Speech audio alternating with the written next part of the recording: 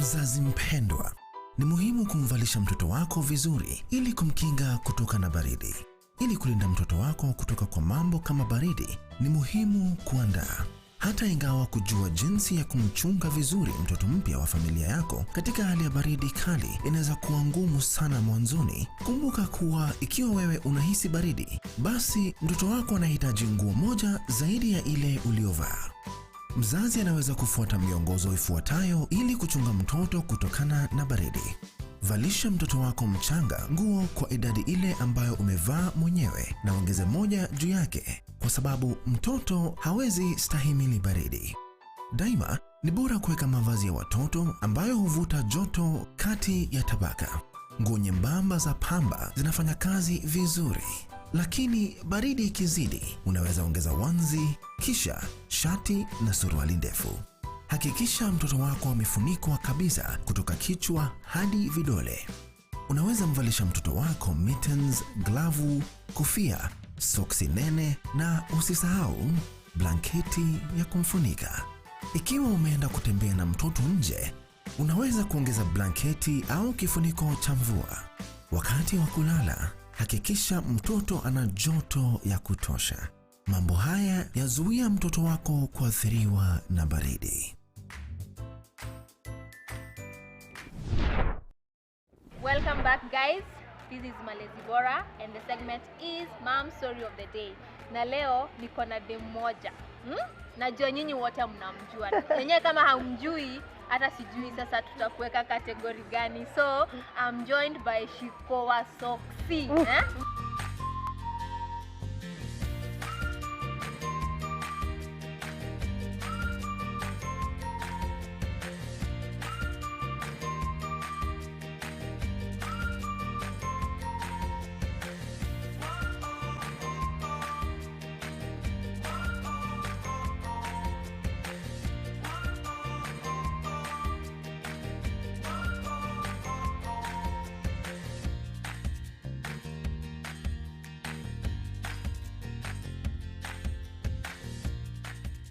Sasa mami. Poa sana.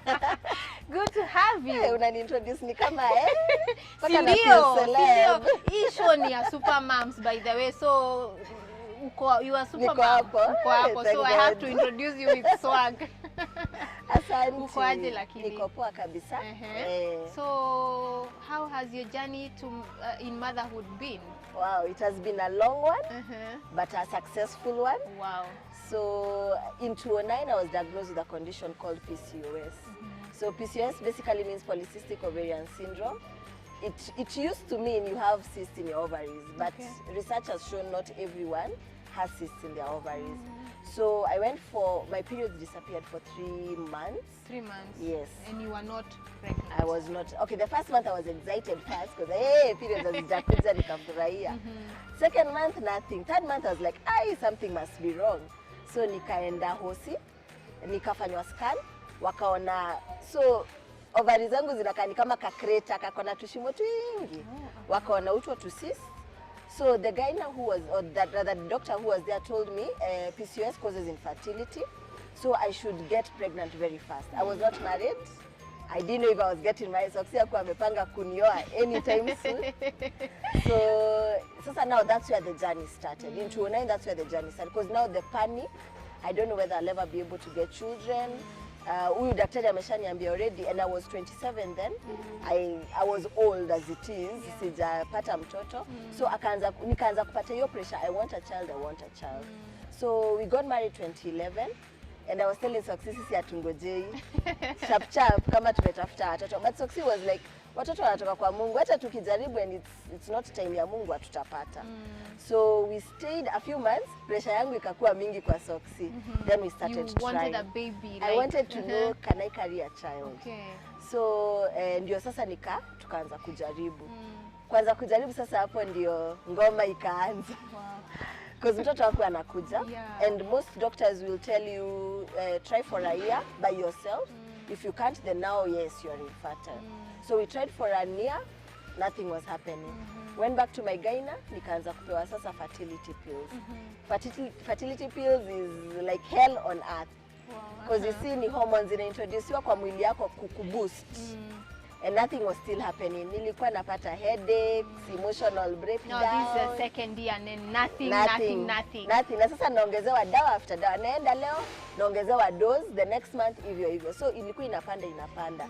Headaches, mood swings.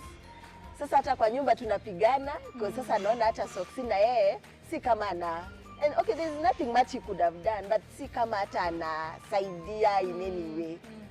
So drama ikaanza hapo, tukajaribu tukakunywa madawa, tukaenda scans 2 million. I can imagine. Yes. And nothing happened. So tukachoka, tukaitupia mikono sasa. Tukasema sasa, na hata daktari akafika mwisho. Soxxy kwanza anasema nani daktari Muhindi na amefika mwisho, so where else can we go? So tukafika mwisho na daktari pia akatuambia now unless they do a surgery called ovarian drilling, waingie ndani, they try and burst off all the cysts, or I do IVF. Zote zilikuwa around 400,000 to 500,000. We didn't have that money then. So tukadecide wacha tuiwache, we move on, kwa sababu maisha yetu ilikuwa imekwama, tunatafuta tu mtoto. So tukasema wacha ikae and we move on. So tukasema sawa tuachie Mungu. And like 8-9 months after tumeachia Mungu, I was pregnant. Wow. Just like hata tulienda kuona daktari akauza haya mulipata mtoto aje. Wow. So I was pregnant with my firstborn and we named her Eliana. Eliana. Before you ufike hapo, there is this period. Let's call it the search period. You know, umeolewa, there is the expectations. By the kuna kuanga na expectations. Ukishaolewa, the next question wata nauliza mtoto anakam when. Unajua ukishapata wa kwanza, the next question second born anakuja when. So there is this search period yenye mulipitia. How was it? I know it's obvious there was pressure, maybe from other than your husband. Kuna pressure ya now the family members, your friends wanawauliza hizo maswali zote. How was that and how did you handle it? Okay, from my side of the family, it's only my mother who knew what I was going through. The rest they really didn't have a clue, but they knew there's something. From Soxxy's side, they didn't know what was going on. I don't know if up to today hajaniambia if questions were coming, but I never got any negative vibe from them. The challenge was our friends, because you'll go to a wedding or a gathering and everyone will be asking, hey, mumetuweka, hey, kwani mtoto atakuja lini? Hey, Soxxy, wengine wataambia, hey, Soxxy, kwani una shoot 2 blanks? And it would kill us. It would make us feel sikutaka kwetu, we are doing everything we can to make sure we have a child. But you see, hauwezi enda ukiambia kila mtu. So most of the time tungeenda, tuingie, swali ikuje, mimi nikufe kiroho. After a few minutes tuseme tuishie tu, tuende tu home. Because now after that the mood for both of us has gone down. So ikaenda hivyo, I stopped going to church. I stopped going for those together najua kutakuwa na maswali. I stopped going for those kwa sababu nilikuwa tuna feel I'm letting down my husband as a woman. I'm not giving him the children he needs. By the way, ulijua uko pregnant ama ulienda hosi ndio ukapima ukapatikana uko na ball? Now what happened? Sasa after that hata mimi niliacha because I used to really track my periods. Zimekuja hazitakuja. At some point hata nikaanza kusahau. So this day nilikuwa na feel nasikia kutapika, nasikia tu hiyo mwili Alafu nilikuwa naambia Soxxy, either mimi ni mgonjwa, kuna tu kitu napata inakuja na sielewi ni nini. So hiyo siku nilikuwa nimenunua what are they called, pregnancy test. Paka kuna rafiki yangu alikuwa Australia, nikamwambia bring for me za huko, sababu za huko hazinionyeshi positive. So tulikuwa tumesema when in that period ya kungoja Mungu tukasema no buying these kits. Mimi nikadecide hapana, nitanunua. So behind the back door. Nikanunua hiyo kit kwa pharmacy. Ilikuwa ya 50 bob. Nikanunua 3. So vile nilifika home nikajamii hata siambisa kwa sababu tu ataona drama zimerudi tena. Nikafanya test and it changed so fast. Sikuamini. So nikafanya ya pili tena ikachange. So nikangoja Soxxy akuje, nikabeba tu test wangu, nikampelekea na nikamwekea ile part ya 1 is negative, 2 is positive. Akaniangalia kanizo, ulitoa wapi hizi kits ni za nani? Nikamwambia sasa nimeenda kuomba kits za mtu. So after that it was around the festive season. So tulingoja Gaina arudi. So that's when we went to see. Ndio Gaina pia akaniuliza ulipata mtoto aje? Then wakafanya scan wakaona I was 5 weeks pregnant.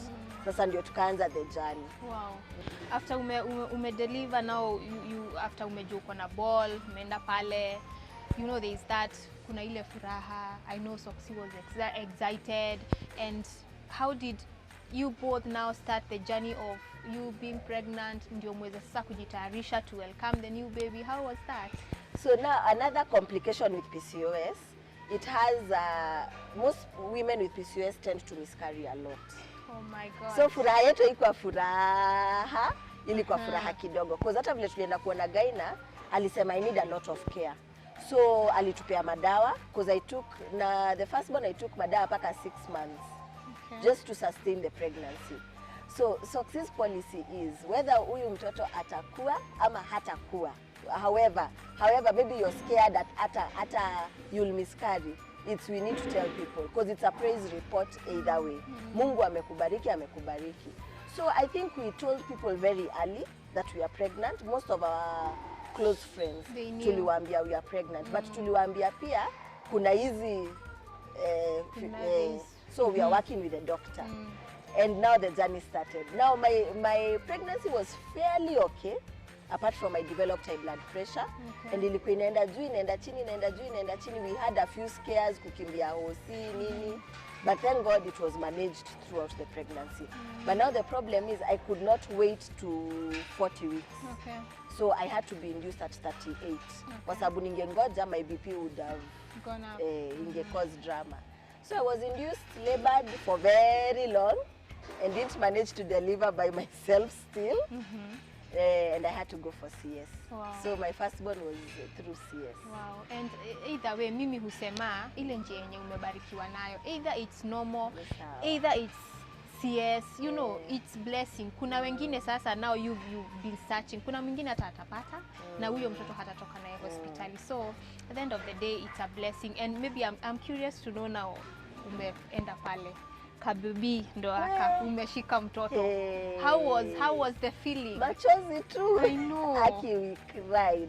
Sasa mimi nilioneshwa, because I remember walisema congratulations, now you're a mother to a baby girl. Wow. Ilikuwa 2:08, sasa jaisahau 2:08 wakanionyesha mtoto. I cried. I couldn't believe, yani nimebeba, I never thought my womb would carry a child. So vile mtoto alitoka na ni mtoto ukweli analia, as in it's a full baby. Mtoto ukweli. It's a full baby, full healthy baby. Machozi. Na yes, Soxxy vile mtoto alipelekwa kule nursery because he didn't come into theater with me. Alilia. He tells me aliona mtoto akaanza tu kulia. Because it was such a long journey and we never knew we'd even get this baby. Wow, and maybe after with all what you went through, you know, from the search period, your time ukiwa na ball, you don't know what will happen, and then sasa mtoi bado ndio huyo umempata. Did you have any, after umepata mtoto, normally kama mimi I had fears. Okay, sasa nimempata, atatembea lini, nitamwangalia aje, nasikianga kuna colic, sijui nasikianga kuna sijui nini, you know, those fears which they at some point can lead to depression and even enough affect kama a mom, whereby unapata labda hata maziwa haiko because of the stress and all that. So how was it, the transition now from umepata mtoto and now to start the journey with your baby, umeenda home? So I think for us the joy was, ilikuwa ina surpass kila kitu, just having the child. But I remember after like 5-6 days, I had, I think, baby blues. Mine didn't really go down kabisa. I had baby blues. I'd lost my father 2 weeks before I got my child. Wow. Yes. 2 weeks before? 2 weeks before she was born. So that whole process, nimetafuta, baba amekufa, go through a very long labor, and finally I have what I want. But I was feeling, baba yangu ayuko hapa aone, finally nimepata mtoto. So 2 days nililia. I think kutoka asubuhi paka jioni, kutoka asubuhi paka, Soxxy was thinking this girl is going crazy. I just felt so low and so down. But after the 2 days, nilikuwa sawa. And is there anything maybe unaweza tuambia kuhusu hiyo time, maybe the breast milk?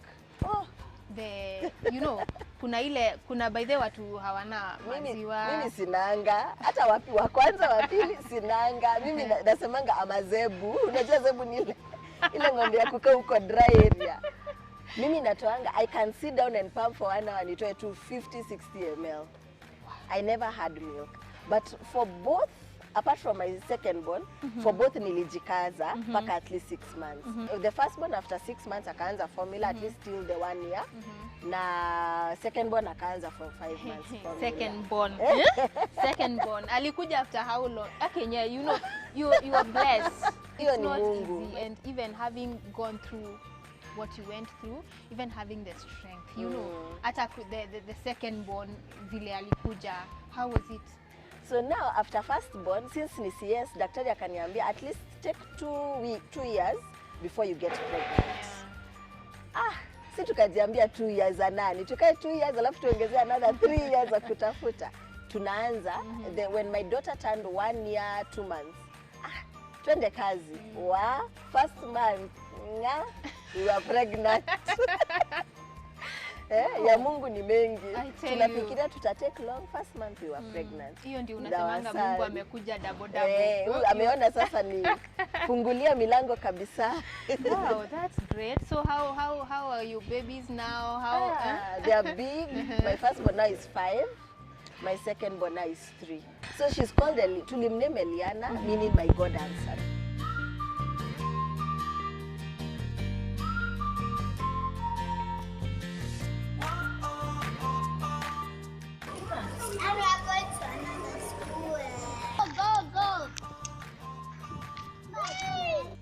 Huyo ni Mungu aliona hapa, wacha nifungue milango. Wow, maybe you can share with us the journey with PCOS. So now after we talked about it on a show on KTN. After we talked about it, I got so much inboxes from women telling me, hata mimi na feeling hivi, hata mimi na, so nikaanza kuwork with a few. And with time there were so many for me. There were many. So Soxxy akaniambia, it means you need to work with these women. And true. Some, even there's a lady in Kitale who was going through the same thing, referred her to a gyna here, akakuja, finally akabarikiwa, akanipigia, akaniambia amepata mtoto, tukalia pamoja kwa simu. So it became a journey working with these women.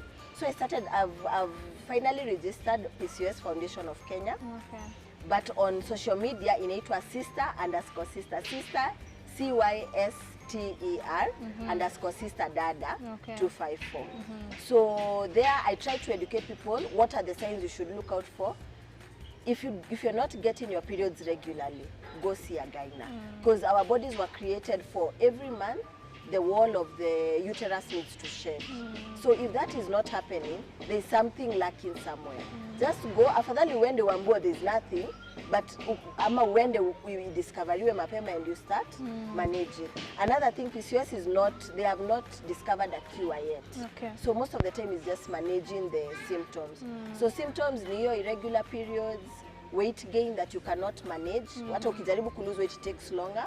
Hair, you grow hair like a man. I have a few strands. Okay. They call it like balding like a man.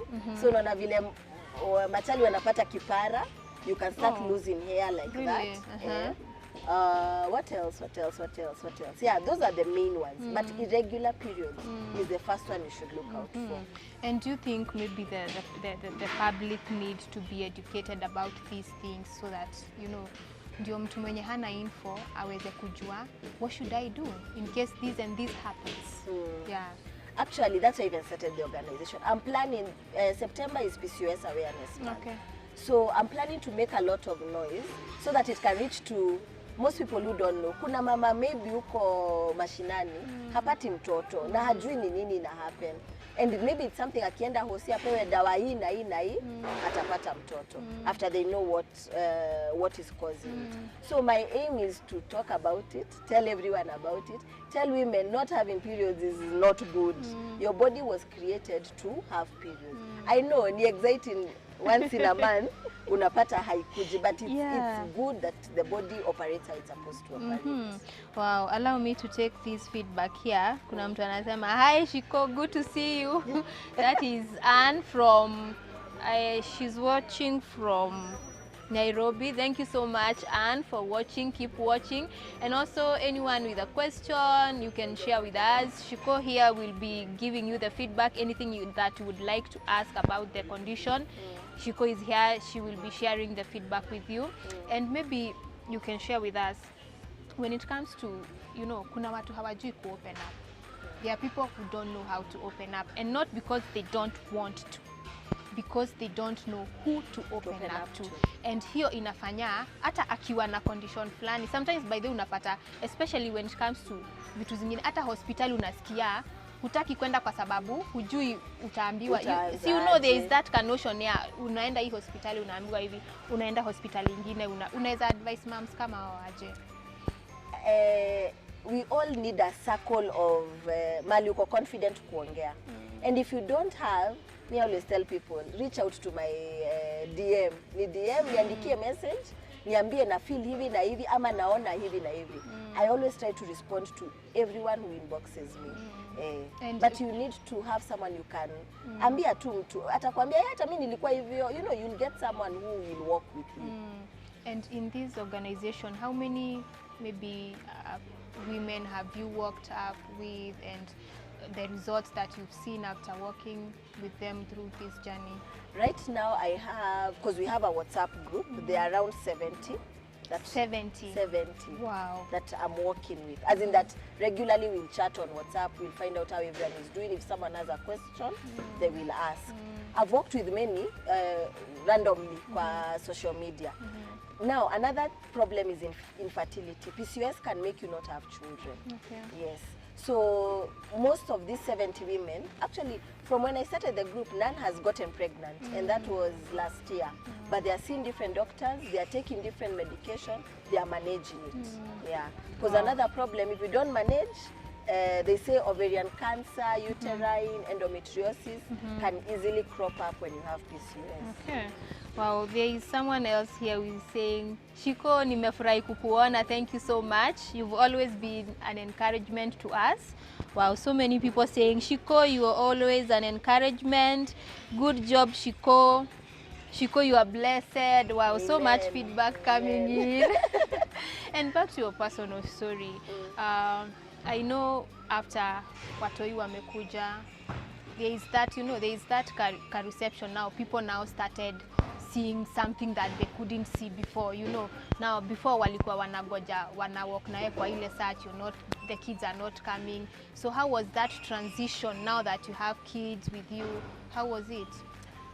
Now it's more of sasa tufurahie watoto wamefika, and some are still there to encourage. Wengine bado uniuliza number 3. Honestly, at least I've gotten 2 to celebrate hawa wawili. Hatukuwa tunajua kama watakuja.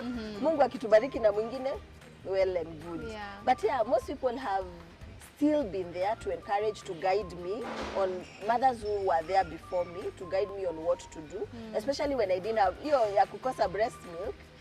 It becomes a bit stressful. Kwa sababu unaona sasa you're incurring another cost of formula. Wow. Maybe your last word as an advice to moms out there, ndio waweze kujua it's easy and everything can work out. So for the women who are in this season ya kutafuta, I'd say Mungu peke yake ndio upatiana watoto. As much as tutakunywa madawa, tutaenda hospitali, tutaambiwa tuko na all sorts of diseases, Mungu peke yake ndio upatiana watoto. So while you're in that wait room, seek God. Seek God on many things. Ata kuguide on everything. As in terms of lacking patience, mtoto akuji, you're feeling down, just walk with God. Omba huyo Mungu akusaidie na akupatie mtoto. For our friends, please, wacheni kuuliza mama watapata. Hata sisi hatujui. Honestly, even if I'm looking for number 3 now, sijui atakuja lini. Mungu peke yake ndio anajua. Yes. Wow. Wacheni kuuliza hiyo swali. It's a painful question. I know, but not many people understand that. So thank you so much, Ciiku. Thank you for having me. It was great having you, and hata mimi nimelearn a lot.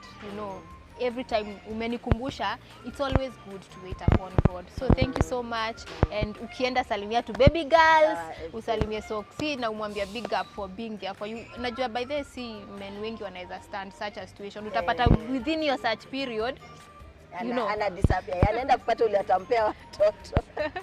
So thank you so much guys for watching. That has been Mom's story of the day. Na umesikia story ya Shiko. I know you've been inspired and we thank you so much. Until next time, goodbye. My name is Juliet.